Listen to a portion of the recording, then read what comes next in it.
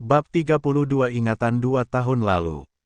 3 juta dolar. Dan tutup mulut busukmu itu sebelum aku merobeknya, suara Damian menggelegar, memotong tawa mesum sang pemilik klub yang baru saja hendak menyentuh bahu Valeri. Suasana klub malam yang tadinya bising oleh musik tekno mendadak sunyi. Sorot lampu panggung kini beralih pada Damian Alfred yang berdiri tegak dengan aura kepemimpinan yang tak bisa dibantah. Marco berdiri di belakangnya, tangan kanannya sudah berada di balik jas, siap mencabut senjata jika ada satu saja penjaga klub yang bergerak gegabah. Pemilik klub, seorang pria parubaya dengan perut buncit dan kalung emas tebal, mengerutkan dahi. 3 juta. Anda bercanda, Tuan. Gadis ini baru saja akan menjadi primadona malam ini. Keuntungan yang bisa dia berikan. Aku tidak suka mengulang kata-kataku, potong Damian dingin. Ia melemparkan sebuah kartu hitam ke atas meja bar. Ambil uangnya, atau aku akan menyuruh anak buahku meratakan tempat sampah ini dengan tanah sebelum fajar tiba. Pilih mana? Melihat logo keluarga Alfred di kartu tersebut, nyali sang pemilik klub langsung ciut. Ia tahu betul siapa yang sedang ia hadapi. Dengan tangan gemetar, ia menyuruh pengawalnya menjauh dari Valeri. Baik, Tuan Alfred. Dia milik Anda sekarang. Damian melangkah naik ke panggung.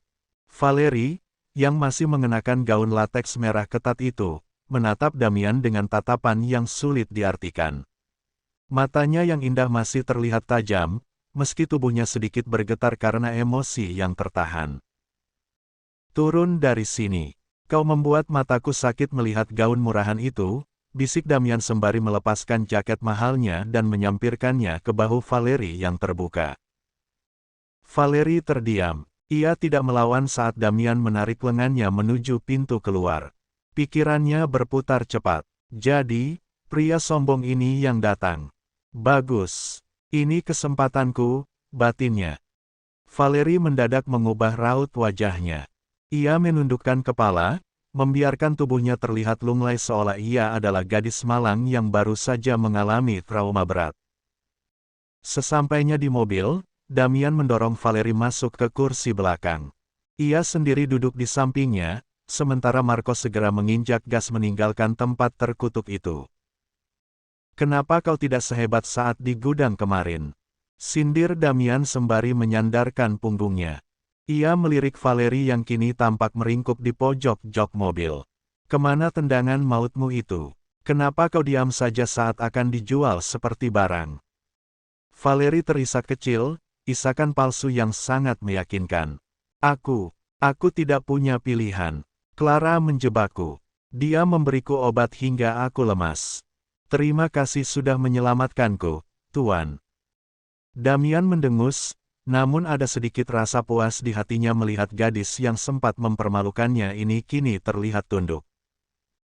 Jangan panggil aku Tuan, panggil aku Damian, dan jangan pikir aku menyelamatkanmu secara gratis. Kau tahu berapa banyak uang yang kuhabiskan untuk menebusmu. Valeri menatap Damian dengan mata yang berkaca-kaca. Aku akan melakukan apapun. Tolong jangan kembalikan aku pada ayahku atau Clara. Tentu saja tidak. Aku punya rencana yang lebih menarik untukmu. Damian mendekatkan wajahnya, menatap lekat ke dalam mata indah Valeri. Kau sudah merusak aset berhargaku kemarin. Jadi, kau akan menjadi asisten pribadiku mulai sekarang atau lebih tepatnya, pelayanku. Kau akan berlutut meminta maaf setiap kali aku merasa kesakitan di bagian yang kau tendang itu. Paham? Valeri mengangguk perlahan dengan wajah ketakutan yang dibuat-buat. Paham, Damian. Di balik wajah malangnya, Valeri sebenarnya sedang menahan tawa kemenangan. Pria ini benar-benar bodoh dan sombong, pikirnya. Valeri tahu Damian hanya ingin membalas dendam atas harga dirinya yang terluka, tapi itu justru memberinya keuntungan. Dengan berada di samping Damian, ia memiliki perlindungan dari keluarga Alfred.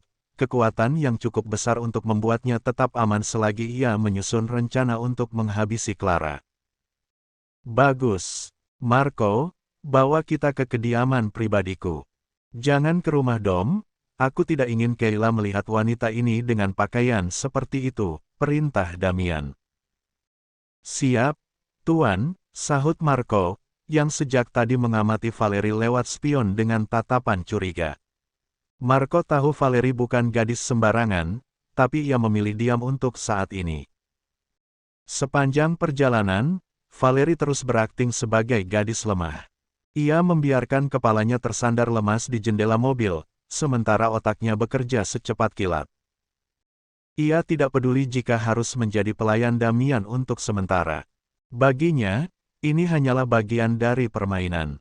Begitu kekuatannya pulih dan ia mendapatkan akses yang ia butuhkan, ia akan memastikan Clara membayar semua penghinaan ini.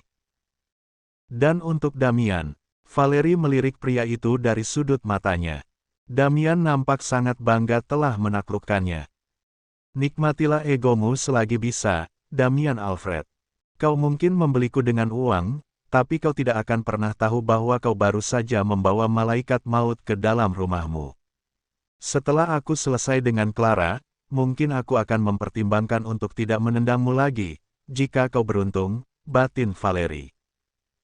Malam itu, di bawah keremangan lampu jalanan kota, sebuah aliansi yang sangat berbahaya dan penuh kepalsuan baru saja terbentuk. Damian merasa telah mendapatkan mainan baru untuk membalas dendam, sementara Valerie merasa telah mendapatkan kunci untuk membalaskan dendamnya sendiri. Tak ada yang tahu, bahwa di antara mereka berdua, ada api yang siap membakar segalanya. Kau mungkin lupa kejadian 2 tahun lalu. Tapi aku, sampai kapanpun akan mengingat itu. Gumam Valerie. Masuklah ke dalam dan jangan banyak protes. Ini unit apartemen pribadiku, tidak ada yang tahu kau di sini kecuali Marco, ucap Damian sembari membanting pintu apartemen mewahnya di kawasan elit milik keluarga Alfred. Valerie melangkah masuk dengan ragu, jaket besar milik Damian masih tersampir di bahunya, menutupi gaun merah ketat yang membuatnya nampak seperti barang dagangan tadi. Ia menatap sekeliling, apartemen itu luas, modern, didominasi warna gelap dan aroma parfum maskulin yang sangat kuat. Ini, pakai ini dan ganti bajumu. Damian melemparkan sebuah kemeja putih bersih miliknya tepat ke wajah Valerie. Mulai malam ini kau tinggal di sini. Anggap saja ini penjara emasmu. Tugasmu sederhana, bersihkan tempat ini, siapkan kopi jika aku butuh, dan yang terpenting, jangan pernah mencoba melarikan diri. Valerie menangkap kemeja itu, lalu menatapnya datar. Kau pikir aku pembantu? Kau adalah aset yang baru saja kubeli seharga $3 juta, Nona. Kau harus berguna, sahut Damian dengan angkuh sembari melonggarkan dasinya. Aku harus bekerja dengan Dominic besok, jadi aku akan sering pulang larut malam. Kau beruntung karena waktu kita untuk saling bertatapan hanya sedikit. Valerie hanya mengangguk pelan, kembali memasang wajah gadis lemah yang menurut. Kamar mana yang bisa kupakai? Kamar di ujung sebelah kiri. Mandi dan bersihkan tubuhmu, aroma klub itu membuatku pusing, ucap Damian sebelum ia sendiri melangkah masuk ke kamarnya untuk membersihkan diri. Valerie masuk ke kamar yang ditunjuk. Begitu pintu tertutup, wajah lemahnya menghilang, digantikan oleh tatapan dingin yang tajam. Ia melangkah ke kamar mandi, menyalakan pancuran air hangat, dan mulai melepaskan pakaiannya satu persatu. Saat uap air mulai memenuhi ruangan, Valerie berdiri di depan cermin yang berembun. Ia menyentuh kulit bahunya, dan seketika itu juga, ingatan pahit dari 2 tahun lalu menghantamnya seperti ombak besar. Malam itu di sebuah hotel, Valerie yang baru berusia 19 tahun dijebak oleh musuh bisnis ayahnya menggunakan obat perangsang dosis tinggi. Dalam keadaan setengah sadar dan terbakar gairah yang tak terkendali, ia masuk ke kamar yang salah, kamar seorang pria yang sedang mabuk berat setelah merayakan kesuksesan proyeknya. Pria itu adalah Damian Alfred. Kejadian itu begitu cepat, namun membekas. Damian merenggut kesuciannya malam itu tanpa tahu siapa wanita yang ada di bawahnya. Bagi Damian, itu mungkin hanya sekadar cinta satu malam yang kabur karena alkohol. Tapi bagi Valerie, itu adalah penghancuran harga diri. Saat fajar tiba, Valerie bangun lebih dulu dengan tubuh remuk. Ia melihat Damian yang masih tertidur pulas tanpa mengenakan busana. Bukannya menangis atau meminta pertanggungjawaban, Valerie justru memilih pergi. Ia tidak ingin terlibat dengan pria asing, apalagi saat itu ia tahu ayahnya sedang dalam pengawasan ketat polisi. Beruntung, ia tidak hamil. Namun, kebencian itu tumbuh saat beberapa bulan kemudian ia melihat foto Damian bersanding dengan Clara, istri Dominic Frederick. Semua laki-laki memang sama brengseknya, desis Valerie di bawah kucuran air. Kau merenggut segalanya dariku, lalu kau melupakanku begitu saja. Dan sekarang, kau malah membeliku seolah aku ini barang. Selesai mandi di kamarnya, Damian merasa gelisah. Ia ingat Valerie belum makan. Meski kesal, ia tidak ingin pelayannya itu mati kelaparan. Damian berjalan menuju kamar Valerie dan mengetuk pintunya. "Hei, kau sudah selesai. Ada makanan di meja kalau kau lapar," teriak Damian. Tak ada jawaban. Damian mengetuk lagi, lebih keras.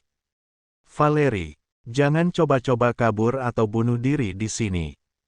Karena khawatir, Damian memutar kenop pintu. Ternyata tidak dikunci. Ia melangkah masuk ke dalam kamar yang remang-remang, lalu menuju pintu kamar mandi yang terbuat dari kaca buram transparan. Klik. Pintu kamar mandi itu terbuka sedikit karena memang tidak tertutup rapat. Dan di sanalah, di balik uap yang tipis, Damian mematung. Valerie sedang berdiri membelakanginya, tubuhnya masih basah, polos tanpa sehelai benang pun. Garis tubuhnya yang sempurna terlihat jelas di bawah lampu kamar mandi yang terang. "Sit," gumam Damian pelan. Jantungnya berdegup kencang secara abnormal. Ia langsung berbalik badan dengan wajah memerah padam. "Maaf, aku tidak sengaja. Pakai bajumu sekarang."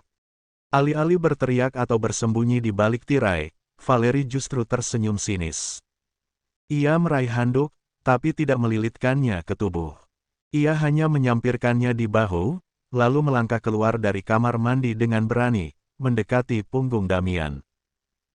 Valerie berhenti tepat di belakang Damian, embusan napasnya yang hangat menerpa tengkuk pria itu. "Kenapa berbalik, Tuan?" bisiknya dengan nada menggoda yang sangat berbahaya. "Bukankah kau sudah membayarku mahal? Kau merasa rugi jika tidak melihat apa yang sudah kau beli." Damian menegang. "Tutup mulutmu, Valerie. Cepat pakai kemeja itu." Valerie maju satu langkah lagi, jari-jarinya yang lentur namun dingin menyentuh pundak polos Damian. "Atau, kau sebenarnya sengaja mengintip karena kau merasa kita pernah bertemu sebelumnya. Di tempat yang jauh lebih intim daripada apartemen ini." Damian mematung. Suara itu, aroma itu, entah mengapa, sebuah kilasan memori tentang malam panas 2 tahun lalu yang mendadak terlintas di pikirannya. Ia membalikkan badannya dengan cepat, mencoba mencengkeram tangan Valerie, namun matanya justru kembali tertuju pada tubuh polos wanita itu yang kini hanya berjarak beberapa inci darinya. "Siapa kau sebenarnya?" geram Damian dengan suara serak, berjuang keras menahan gairah yang mendadak meledak.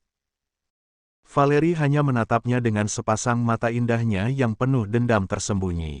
Aku hanyalah asisten pribadimu yang baru, Tuan." jawabnya sembari mengerlingkan mata. "Minggir." Damian mendorong Valerie menjauh dan buru-buru keluar kamar gadis itu. Bersambung.